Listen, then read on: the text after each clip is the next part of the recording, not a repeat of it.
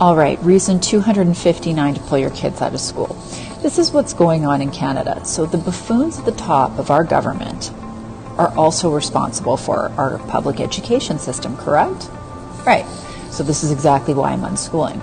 So this man right here, okay, Morgan Auger, just got a Service Merit Award from our Governor General as a trans activist man, the Medal of Diversity.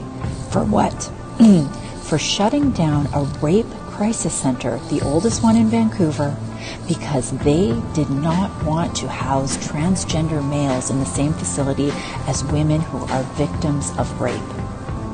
Can you imagine that? The oldest rape crisis shelter in the city has had their funding cut due to this man, and our government has just given him an award.